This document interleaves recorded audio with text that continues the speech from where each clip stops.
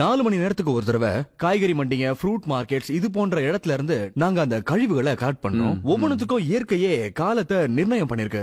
அந்த நேரத்துக்குள்ள நாம அதை பயன்படுத்தினா அது வேஸ்ட் கிடையாது. அதுதான் ரா மெட்டீரியல்ஸ், அதுதான் ரிசோர்ஸ்.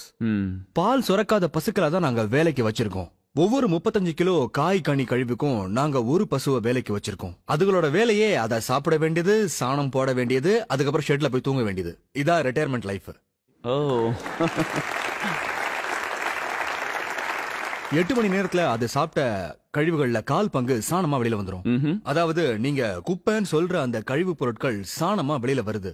அந்த சாணத்துல நமக்கு தேவையான மீத்தேன் இருக்கு. நாங்க அந்த சாணத்தை பயோடைஜஸ்டர்ல போட்டுறோம், அதாவது பயோகேஸ் பிளான்ட். அதுல இருந்து 99% மீத்தேன் ஃப்ரீ சாணமா வெளியில வரும். அத புழுக்களோட குழியில போட்டுருவோம். அதுக்கப்புறம் அதுல இருந்து கிடைக்கிற கழிவானது அதுவும் 100% அதுங்களோட வயிற்றுல இருந்து வந்தது.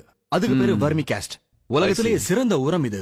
உலகத்திலேயே சிறந்த உரம். இந்த மண்புழு கழிவை பிளாக் கோல்டுன்னு சொல்லுவாங்க. இத நேரடியா பூமியில உபயோகப்படுத்தலாம். மத்ததுல பாக்டீரியல் ப்ராசஸ் மூலமா டீகம்போஸ் பண்றதுக்கு 45 நாள் ஆகும். இப்போ ஒரு உதாரணம் சொல்றேன். திங்கட்கிழமை காலையில அம்மா வீட்ல காய்கறி நறுக்குறாங்க. அதாவது காலையில 6 மணிக்கு. 9 மணிக்கு எங்க வண்டி வந்து அந்த வேஸ்ட கலெக்ட் பண்ணிடும். 10:30 மணிக்கு அதை பசுக்களுக்கு போட்டுருவோம். 6 மணிக்கு சாணமா அது ரெடி ஆயிடும். அத பயோடைஜஸ்டர்ல போட்டா மீத்தேன் இல்லாத சாணமா வெளியில வந்துரும். உடனே அத மண்புழு குழியில போட்டுருவோம். மறுநாள் மாலையோ இல்ல அதுக்கு அடுத்த நாள் காலையோ, அதாவது 72 மணி நேரத்துக்குள்ள நம்ம கையில பிளாக் கோல்டு இருக்கும். உலகத்திலேயே இதுதான் ரொம்ப வேகமான ப்ராசஸ். எந்த மெஷினாலையும் இதை செய்ய முடியாது, செயற்கை சக்தியோட உதவி இல்லாம. உண்மையிலேயே பிரமாதம். உங்ககிட்ட செல்போன் இருக்கு, சார்ஜ் இல்லனா அது யூஸ்லெஸ். Technology fails. கரெக்ட். ஆனா பசுக்களோ எல்லாத்தையும் சாப்பிட்டுட்டு அதை எனர்ஜியா மாத்தி அதை நமக்கு தருது. மாட தினமும் ரீசார்ஜ் பண்ணாமலேயே. மத்த பிராணிகளை எப்படி பயன்படுத்துறீங்க? அதாவது கோழி என்ன பண்ணுது? சில நேரத்துல பசுக்கள் சாப்பிட முடியாத கழிவு பொருட்களும் வரும். அத கம்போஸ்ட் பெட்ல போட்டுருவோம். அந்த கம்போஸ்ட் பெட்ல இருந்து மேகெட்ஸ் வரும். மேகெட்ஸ்னா சின்ன சின்ன புழுக்கள். சின்ன புழுக்கள். கோழிங்களோட முக்கிய உணவு புழுக்கள் தான், அதாவது புழுப்பூச்சிகள் தான். இதை சாப்பிட்டுட்டு அடுத்த நாளைக்கு அழகான முட்டைகளா நமக்கு தருது. புழுக்களை பார்த்து முகத்தை சுளிக்கிறவங்க மறுநாள் டேபிள்ல உட்கார்ந்து அந்த ஆம்லெட்டை சாப்பிடுவாங்க. எந்த டெக்னாலஜியாலையும் இது சாத்தியம் கிடையாது.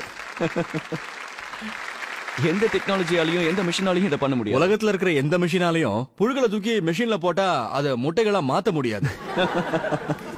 நீங்க ரொம்ப சரியா சொன்னீங்க. இதுல கோழிங்களோட பங்கு கொஞ்சம் குறைச்சல் தான். ஒவ்வொரு ப்ராசஸ்லயும் பாசிட்டிவும் இருக்கு, நெகட்டிவும் இருக்கு. கோழிங்களை பொறுத்த வரைக்கும் அதோட நெகட்டிவ் என்னன்னா அது ராத்திரியில வேலை செய்யாது. இந்த கோழிங்களை பகல் பூரா அடைச்சு வச்சு ராத்திரியில திறந்து விட்டாலும் அது வேலை செய்யாது. அப்போ ராத்திரி யார் வேலை செய்வாங்க? அதுக்காக தான் நாங்க தவளைகளை அப்பாயிண்ட் பண்ணிருக்கோம். தவளைங்க நைட் ஷிப்ட்ல வேலை செய்யும். நைட் ஷிப்டும் டே ஷிப்டும் இயற்கையே உருவாக்கி இருக்கு. இவங்க எல்லாரும் சம்பளம் இல்லாம, யூனியன் இல்லாம, போனஸ் எதுவும் கேட்காம, ஸ்ட்ரைக் எதுவும் பண்ணாம வேலை செய்யறாங்க. சரி சரி. இந்த வாத்துகள்லாம் என்ன பண்ணுது? வாத்துங்களுக்கு பிடிச்ச உணவு மீன். ஆனா முனிசிபல் கார்பரேஷனுக்கு மீன் கழிவால பிரச்சனை. அவங்களுக்கு மீனால பிரச்சனை, இதுங்களுக்கு மீன் தேவை. 3 மணி நேரத்துக்கு ஒரு தடவை அந்த மீன் கழிவுகளை கலெக்ட் பண்ணி வாத்துகளுக்கு போட்டோம்னா உடனே சாப்பிட்டுடும். கம்போஸ் ஆகிறதுக்கு 120 நாள் ஆகக்கூடிய கழிவுகளை 15-20 நிமிஷத்துல சாப்பிட்டுட்டு அழகான முட்டைகளா கொடுக்குது.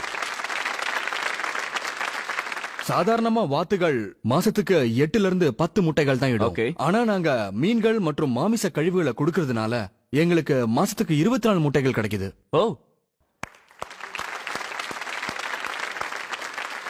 அப்ப 20 வாத்துகள்னா இன்னும் பல மடங்கு. ஆமா, எங்க கிட்ட 11 பெண் வாத்துகளுக்கு ஒரு ஆண் வாத்து வீதம் இருக்கு. ஏன் 11 பெண்ணும் ஒரு நிறைய முட்டைகளுக்கு தான். 11 பெண் வாத்துகளுக்கு ஒரு ஆண் வாத்து போதும். அப்ப இந்த பிராணிகள்லாம் உங்களுக்கு ரொம்ப உதவியா இருக்கு. அவங்கதான் ரொம்ப பிரமாதமா வேலையும் செய்யறாங்க, நல்ல நல்ல பலனையும் தராங்க. இப்ப நீங்க எந்த ப்ராஜெக்ட்ல ஒர்க் பண்ணிட்டு இருக்கீங்க? இப்ப நான் கோயம்புத்தூர் ப்ராஜெக்ட்ல இருக்கேன். Coimbatore DRDA, district rural development agency. நாங்க 10 கிராம பஞ்சாயத்துக்களை ஒரு பிளாக்கா சேர்த்து செயல்படுறோம். இது ஒரு முனிசிபாலிட்டிக்கு சமம். என்ன பொறுத்த வரைக்கும் ஒரு கிராமத்துல இது சாத்தியம். இதையெல்லாம் ஒரு சின்ன அளவுல செய்ய முடியும். இதையே பெரிய அளவுல பண்ணினோம்னா, அதாவது நகரத்துல செய்யணும்னா உங்களோட இந்த முறை உபயோகமா சொல்ல போனா ஒரு முனிசிபல் கார்பரேஷனுக்கு சிட்டிக்குள்ள இடம் ரொம்ப குறைச்சலா தான் இருக்கு. நாம கழிவுகளை ப்ராசஸ் பண்ண 100 கிலோமீட்டர் தள்ளி போக வேண்டிய அவசியம் இல்ல. இத நகரத்துக்குள்ளேயே ஒவ்வொரு பகுதியிலையும் ப்ராசஸ் பண்ண முடியும். இதான் டீசென்ட்ரலைசேஷன் மெத்தட். நல்ல ஒரு வழி.